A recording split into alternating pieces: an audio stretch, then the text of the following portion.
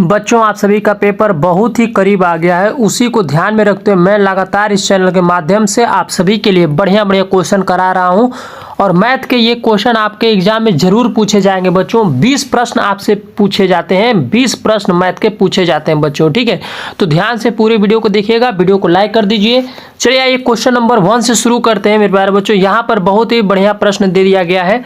देखिए यहाँ पर क्वेश्चन दिया गया बच्चों, अंकों 5, 1, 6 में से किन्हीं दो अंकों को दो बार प्रयोग में लाकर बनने वाली 5 अंकीय छोटी से छोटी संख्या कौन सी है, ठीक है।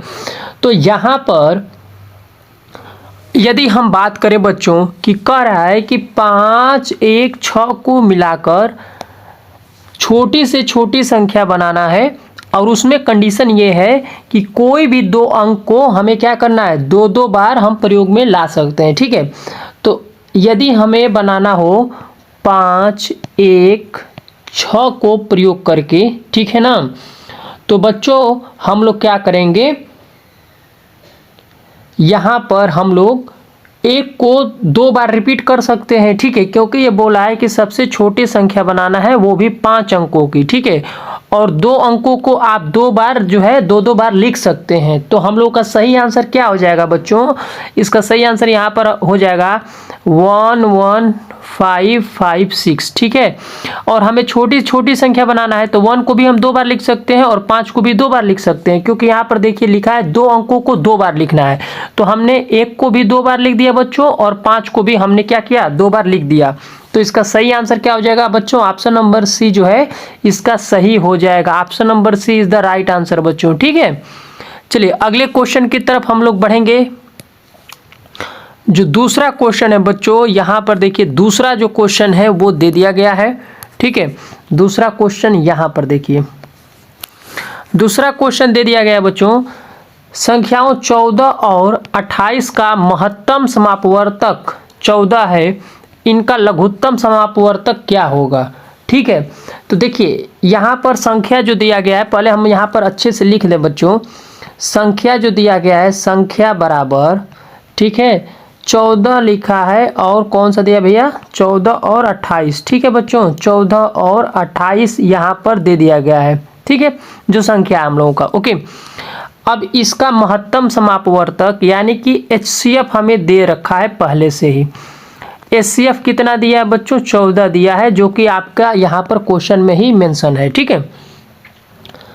अब यहाँ पर क्या होगा बच्चों, एक फार्मूला लगता है बच्चों, ठीक है, फार्मूला लगता है यहाँ पर महत्तम समापवर्तक गुणे लघुत्तम समापवर्तक बराबर दोनों संख्याओं का गुणनफल, ठीक है ना। यहाँ पर एक फार्मूला का प्रयोग करेंगे, महत्तम समापवर्तक, ठीक है ना, मस गुणे लस, ठीक है बच्चों, मस गुणे लस बराबर दोनों संख्याओं का गुणनफल, दोनों संख्याओं का गुणनफल,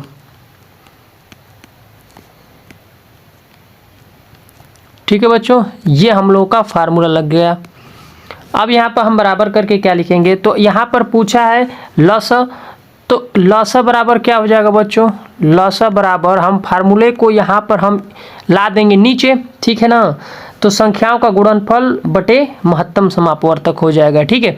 तो लस बराबर कितना हो जाएगा बच्चों, 14 गुणे 28, ठीक है बच्चों, 14 गुणे 28 बटे का 14, ठीक। तो यहाँ पर ये क्या हो जाएगा, 14 से 14 कट जाएगा, 28 हम लोगों का क्या हो जाएगा बच्चों, सही आंसर जो है यहाँ पर आ जाएगा।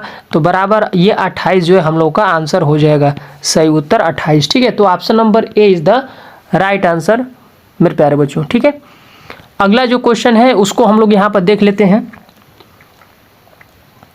देखिए अगला क्वेश्चन बहुत ही बढ़िया दे दिया गया है, लिखा है 84% किसके बराबर है, ठीक है। यहाँ पर देखिए लिखा है कि 84% जो है किसके बराबर है, ठीक। तो ये आपको याद रखना है बच्चों, यदि हम प्रतिशत को हटाते हैं, मतलब कि इसको जब हमें हटाना होता है तो इसके बदले हमें यहाँ पर 100 लिखना होता है, ठीक है,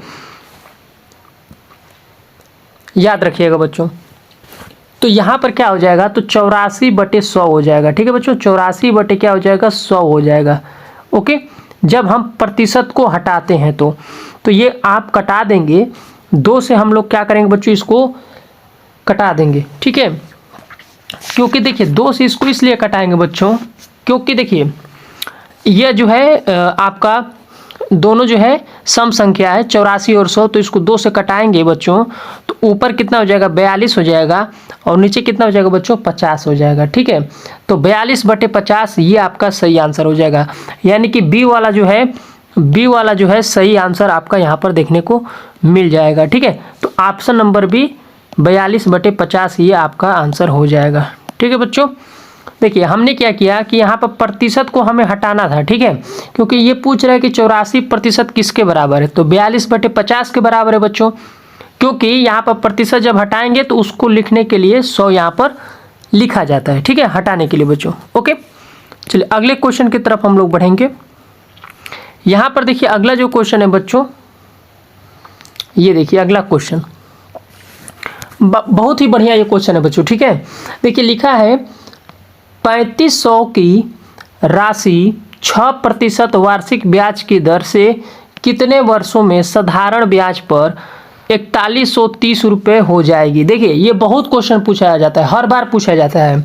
तो सबसे पहले जो जो दिया गया है बच्चों उसको हम लोग यहाँ पर नोट कर लेते हैं कि हमें क्या क्या दिया गया है, ठीक है। यहाँ पर देखिए सबसे पहले जो जो दिया गया है बच्चों उसको हम लोग नोट कर लेते हैं, इसके बाद यहाँ पर लगाना शुरू करेंगे इस प्रश्न को, ठीक है। तो यहाँ पर देखिए मूलधन बराबर दिया है बच्चों, ठीक है। देखिए मूलधन बराबर 3500 रुपया दिया है, ठीक है। मूलधन का मतलब वो जितना कि हमारा अमाउंट है, ठीक है, 3500 दिया है। इसके बाद बच्चों मिश्रधन कितना है, यहाँ पर देखिए 4130 रुपया, 4130 रुपया जो है मिश्रधन है, ठीक है बच्चों। मिश्रधन बराबर 4130 रुपये बच्चों।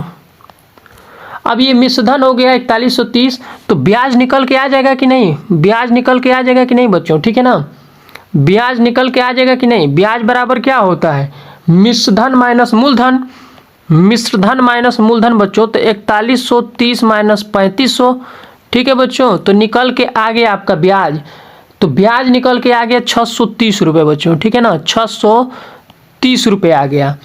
और दर कितना दिया है, रेट ऑफ इंटरेस्ट कितना दिया है 6% बच्चों, ठीक है। तो हमें क्या निकालना है, समय निकालना है, ठीक है। समय पूछ रहा है तो समय हमको निकालना है बच्चों। तो समय बराबर एक फार्मूला होता है ब्याज गुणे 100, ठीक है बच्चों, ध्यान से समझिएगा, ब्याज गुणे 100 बटे का मूलधन गुणे दर, ठीक है ना, मूलधन गुणे दर होता है बच्चों, ठीक। तो हम लोग क्या करेंगे, समय निकालने के लिए क्या करेंगे, तो ब्याज निकला है हम लोगों का 630 रुपये, ये निकला है ना बच्चों 630, तो 630 रख लेंगे, गुणे 100 कर लेंगे, ठीक है बच्चों। और मूलधन हमें पता ही है, मूलधन 3500 दिया है, तो मूलधन हम लोग 3500 रख लेंगे, ठीक है बच्चों। 3500 गुणे दर हमें पता है 6%, यहाँ पर 6% रख लेंगे बच्चों। अब देखिए 2 जीरो से 2 जीरो ये कट गया, ठीक है, 2 जीरो से ये 2 जीरो कट गया, ऊपर कितना बचा बच्चों, ऊपर जो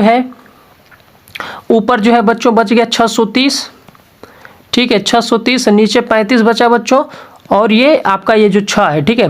सब यदि आप इसको सभी को कटा देंगे तो टोटल आपका 3 निकल के आ जाएगा, ठीक है ना, कट जाएगा ये सारा, तो 3 वर्ष ये जो है आपका सही आंसर आ जाएगा। तो यहाँ पर सही आंसर क्या हो जाएगा बच्चों, 3 वर्ष, ठीक है।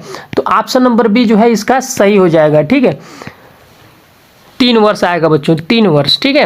अब देखिए सबसे पहले हम लोगों ने क्या किया, इसको यहाँ पर देखिए हमें जो है मूलधन दिया गया था 3500 रुपया, ठीक है, हमने यहाँ पर मूलधन को नोट किया।